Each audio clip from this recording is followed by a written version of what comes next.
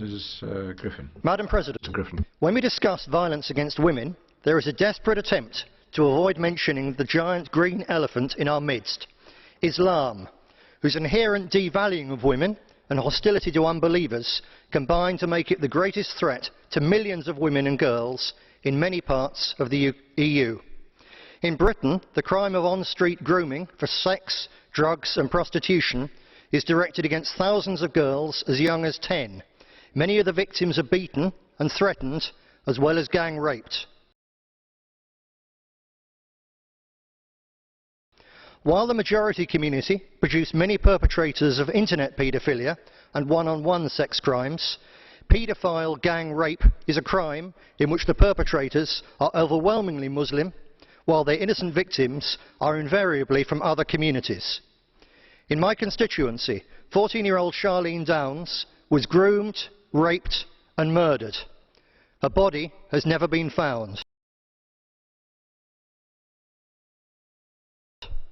The case against 2 Muslim men collapsed on a technicality, but while the police say they are not looking for anyone else, they continue to ignore evidence of jury rigging and to refuse to seek a retrial. Charlene's mother and grandmother bravely campaign actively for justice, with the shocking result that both have been repeatedly threatened with arrest for involvement in entirely peaceful protests. The problem of officialdom turning a blind eye to the inconvenient truth about Islam and sexual violence is thus endemic. I urge those here who are concerned about this issue to face the politically incorrect truth, because denial will not make the problem go away. Justice for Charlene Downs. Thank you.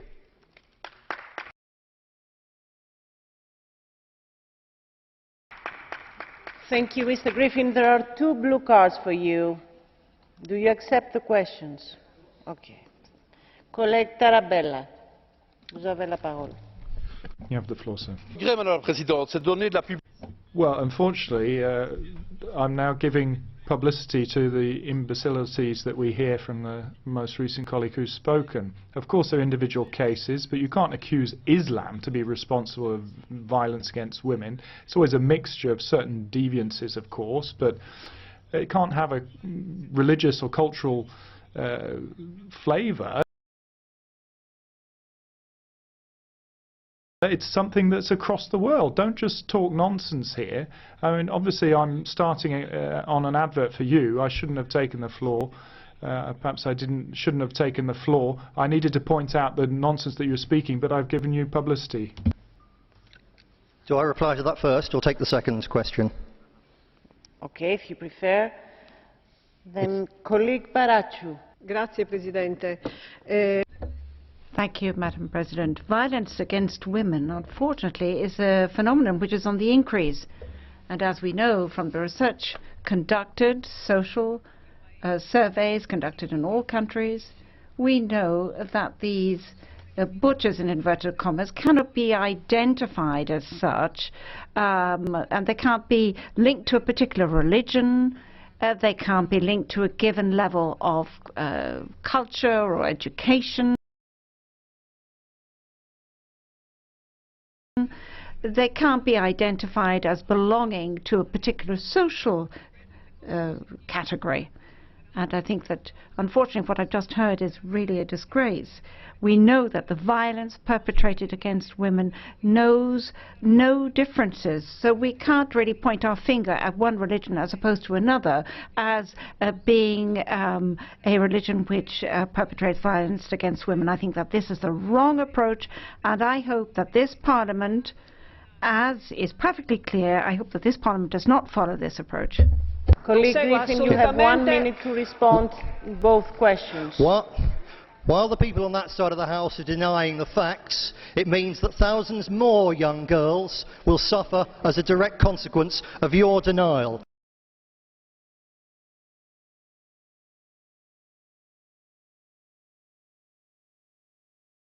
Of course Islam is directly involved. When you have a religion which says that a woman's rights in court are half those of a man, when you have a religion which says that a woman who is raped can be stoned to death for adultery unless she can produce 4 male witnesses to prove she's innocent, of course that creates a mentality within that community which is fundamentally anti-women. It started with Muhammad, who raped A captive, a Jewish captive whose husband he just had murdered. He started that. He is regarded by Muslims as the perfect man. His example colours what Muslims do.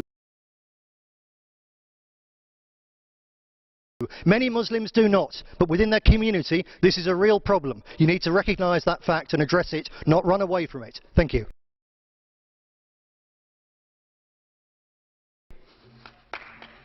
Thank you very much. Colleague Corazza Bildt, for 2 minutes. I would like to start supporting what my colleague just said, that violence against women and girls is not a matter of religion.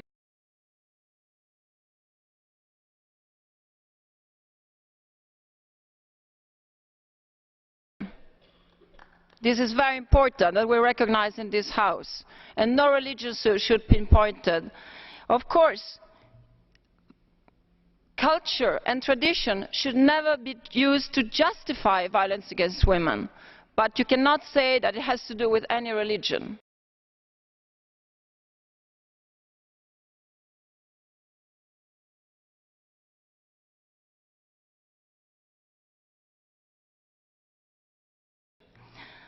Our hearts have been beating strongly in solidarity for women raped in India, and we support the uprising of the civil society. Thank you, colleague Corazza Bildt. Colleague Griffin would like to ask you a question. Thank you. You say your heart beats strongly for women raped in India. Mine does too. But does your heart not also beat for the thousands of young girls gang raped in Britain over the last few years? Or are you simply left in ignorance because the facts are concealed by the controlled liberal media? Thank you. Ms. Corazza Bildt.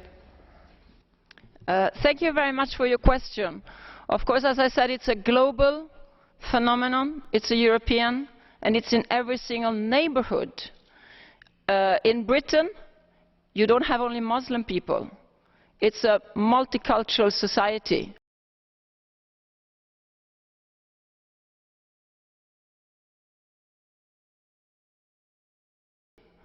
And I'm sure that you will be able to provide us figures that crimes against girls and women are not only committed by Muslim people.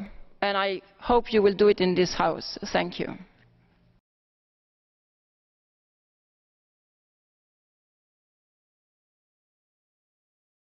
I had hoped that I would get on board comrades in the Labour Party, and many were. Many were genuinely sympathetic to what I was talking about and supported me in every way. But there was a small number who either very openly or perhaps whisper, you know, sort of were saying things that perhaps I was something of a racist. And that was very upsetting. I'm absolutely convinced it was a political correctitude gone mad. You know, there was absolutely no reason for it. I was rocking the multicultural boat, but how do you get changes without talking about it?